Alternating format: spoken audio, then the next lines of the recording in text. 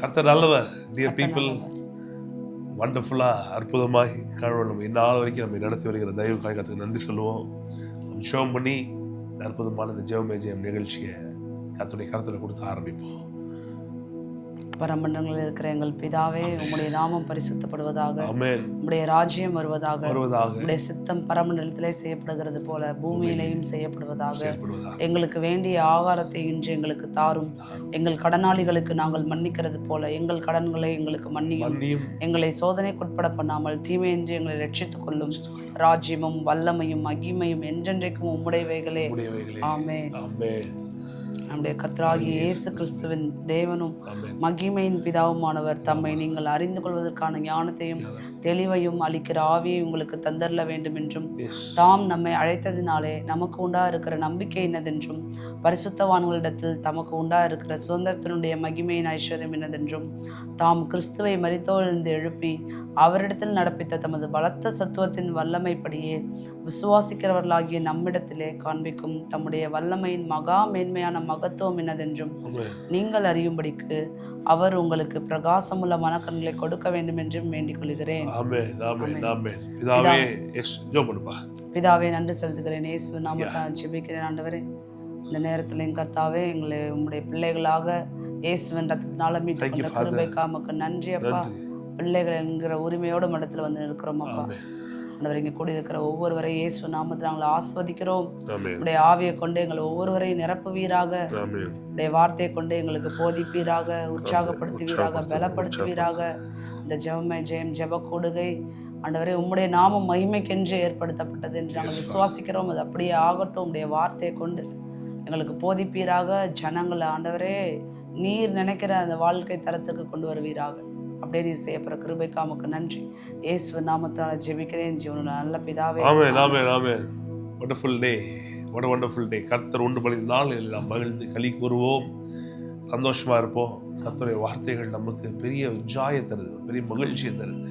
இந்த வார்த்தைகள் ஏன் மகிழ்ச்சியை தருதுன்னா, இது ஆவியாயும் ஜீவனாயும் இருக்கிறது. இது நம்மை உயிர்ப்பிக்கும். உங்களுக்கே தெரியாமல் வார்த்தை கேட்கும்போது ஒரு சந்தோஷம் உண்டாகும். இது நிறைய பேர் கேட்பாங்க, நீங்கள் எப்போதும் எப்படி சந்தோஷமாக இருக்கிறீங்க, எப்படி சிரித்து கொண்டே இருக்கிறீங்க? நானும் யோசிச்சுருக்கிறேன், ஏன் நம்மளால் சந்தோஷமாக இருக்க முடியுது? ஒன்றே ஒன்று தான், சூழ்நிலை எல்லாம் நமக்கு சாதகமாக இருக்கா? இல்லையே.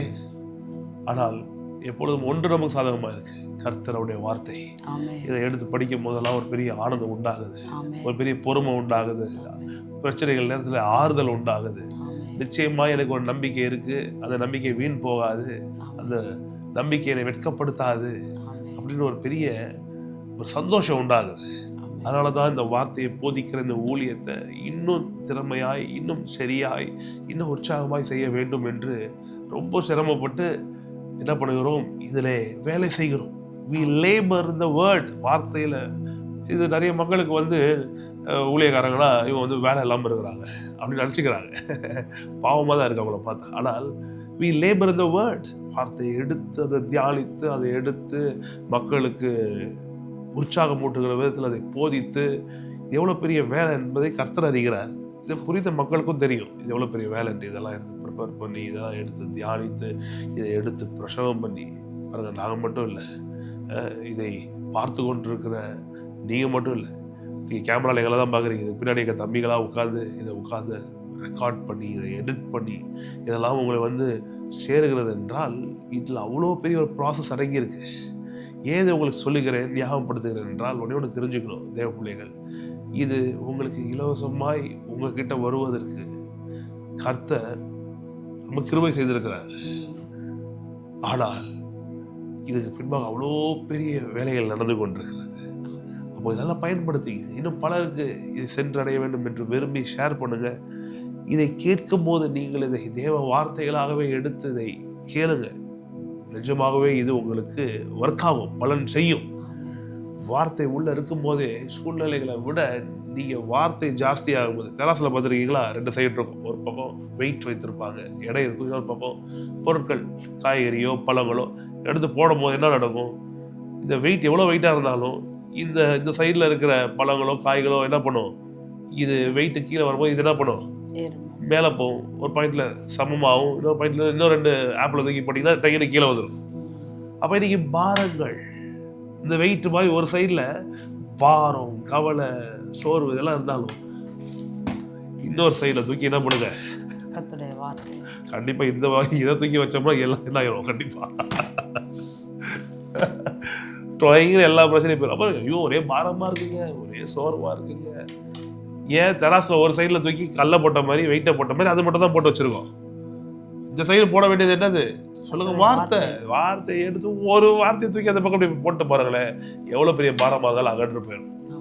ஆகவே தான் உங்களை உற்சாகப்படுத்துகிறேன். 112 தினைக்கும் படி. அல்லேலூயா.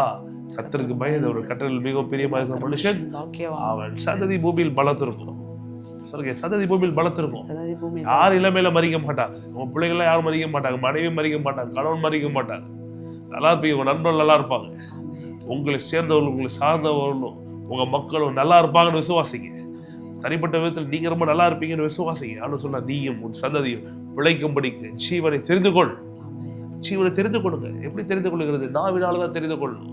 அறிக்கை செய்யணும். நான் சாகாமல் பிழைத்திருப்பேன், கர்த்தருடைய செய்கைகளை விவரிப்பேன், முதியவர்களுக்கு கிடைத்த புஷ்டியும் பசுமையா இருப்பேன். இப்போ 92 பார்த்தோம்ல. நம்ம ஏன் 92க்கு வந்தோம்? கர்த்தருடைய ஆழமான சிந்தனைகளை புரியாதவன் மிருக குணமுள்ள மனுஷன் பார்த்தோம்.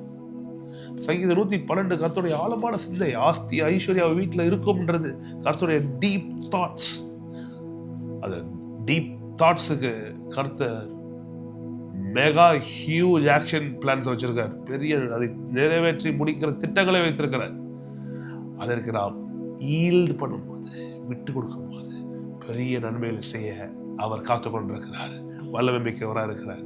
92 பார்க்கிறோம்ல, நீதிமான் படையை போல செழித்து 12வது வசனத்துல லீபனோனில் உள்ள கேதுரை போல வளருவான். யோசிச்சு பாருங்க, இதெல்லாம் கொஞ்சம் யோசிச்சு பாருங்க. The righteous flourish. Flourish. What is flourishing? Flourish. உயர்வா, நல்லா இருப்பா. அவன் வாழ்க்கை மலர்ந்திருக்கும், வாடி போயிருக்காது. Flourish like the palm tree and grow like a cedar in Lebanon. கேதுருவை போல, லீபனோனில் உள்ள கேதுருவை போல வளர்வார்கள். They are planted in the house of the Lord. They flourish in the courts of our God. கேதுருவை போல செழித்து, பழைய போல செழித்து, லீபனோனில் கேதுருவை போல வளர்ந்து ஆலயத்திலே நாட்டப்பட்டவர்கள் தேவனுடைய பிரகாரங்களில் செழித்திருப்பார்கள். flourish ஆவாங்க, செழிப்பாங்க. flourishனாலும் சரி, ப்ராஸ்பர் ஆவாங்கனாலும் சரி, செழிப்பு தான் அர்த்தம். முன்னேற்றம், எல்லாவற்றிலும் முன்னேற்றம். அடுத்தது என்ன முன்னேற்றம் பாருங்க? கர்த்தர் உத்தமர், கண்மலையாகி அவரிடத்தில் அநீதி இல்லை என்று விலக பண்ணும்படி அவர்கள் முதிர் வயதிலும் களி தந்து புஷ்டி பசுமையா இருப்பார். ஒரு சந்ததி பலத்திருக்கும்னு பார்த்தோம்ல, எப்படி பலத்திருக்கும்? முதிர் வயதிலும்.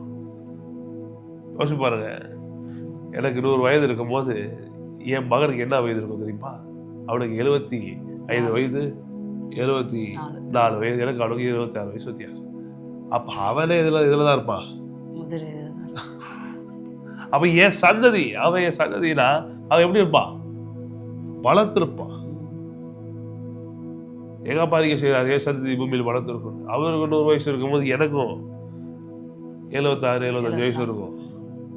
யோசிப்பாரு, பூமியிலே பலத்திருப்போம், சந்ததியாய் சாகாமல் பிழைத்திருப்போம். எப்படி? கர்த்தர் உத்தமர் என்றும். அதுதான் ரொம்ப முக்கியம். இல்ல நீங்களும் நாங்களும் உத்தமர்களான இப்படி இல்லைங்க. கர்த்தர் உத்தமர் என்றும் என் கண்மலையாகி அவரிடத்தில் அநீதி இல்லை என்று விலக பண்ணும்படி அவர்கள் முதிர் வயதிலும் கடிதந்து புஷ்டியும் பசுமையுமாய் இருப்பார்கள். இது அழகா போட்டிருப்பாங்க. They will flourish, they will be green. நம்முடைய தேசிய கொடியிலே, மூவண்ண கொடியிலே இந்த பச்சை நிறம் எதை காண்பிக்கிறது? பசுமை, பசுமை, செழிப்பு, ப்ராஸ்பரிட்டியை காண்பிக்குதுங்க. அப்போ நாடு ப்ராஸ்பரிட்டியை விரும்புது, அது கொடியிலே நம்ம வச்சிருக்கிறோம். ஆனா சபை ப்ராஸ்பரிட்டினா ப்ராஸ்பரிட்டி பஸ் ப்ராஸ்பரிட்டி. நம்ம நாட்டிலே கொடியிலே ப்ராஸ்பரிட்டி இருக்கு. கர்த்தர் விரும்புறாரு ப்ராஸ்பரிட்டியை. கர்த்தர் தெரியாதவங்க கூட ப்ராஸ்பரஸா இருக்கணும்னு விரும்புறான், செழிப்பா இருக்கணும்னு விரும்புறான். ஆனா எங்க இருந்து இந்த நம்ம சபை மக்களுக்கு இது புரிய மாட்டேங்குது தெரியல. கிறிஸ்துவ ஜனத்துக்கு ஏன் தெரிய மாட்டேங்குது தெரியல. அதனாலதான் வேதம் போட்டிருக்கு, மிருக குணமுள்ள மனுஷன் அதை அறிய மாட்டான். ஆனால் நீங்கள் நான் இதை அறிந்து கொள்ள வேண்டும். கர்த்தருடைய ஆலயத்தில் நாட்டப்பட்டவர்கள் தேவனுடைய பிரகாரங்களில் செழிப்பார்கள். தேவனுடைய உத்தமத்தை இது காண்பிக்குது. அவர்களிடத்தில் அநீதி இல்லை என்பதை இது காண்பிக்குது. எது?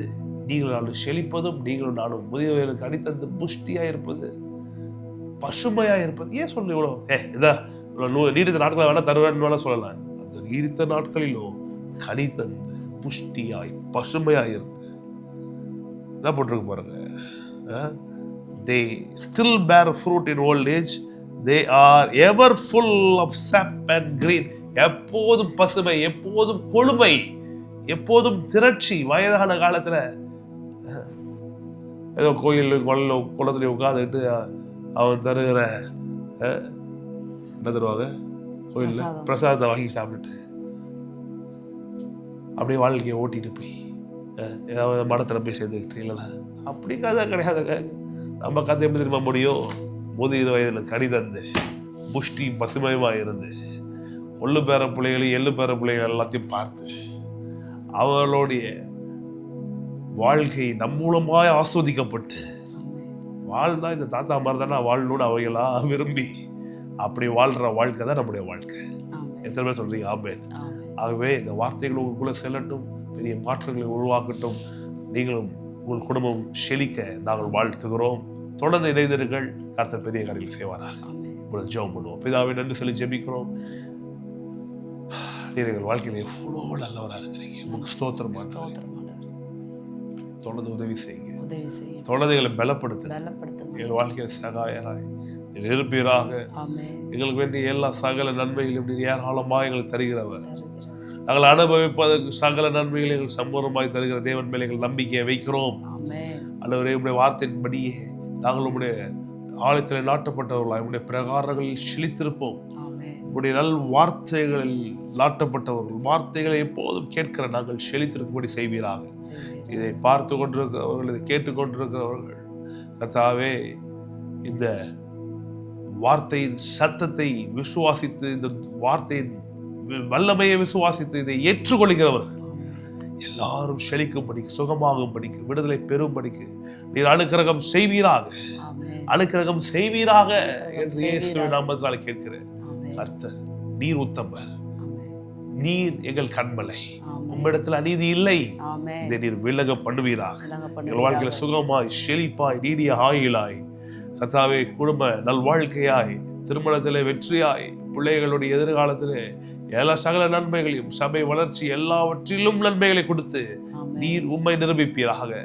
இயேசுவின் நல்ல நாமத்தில் பிதாவே ஆமென். ஆமென். கர்த்தர் அற்புதமாய் தொடர்ந்து உங்களையும் நம்ம எல்லாரையும் நடத்துவாராக. Thank you people. Love you so much. God bless you.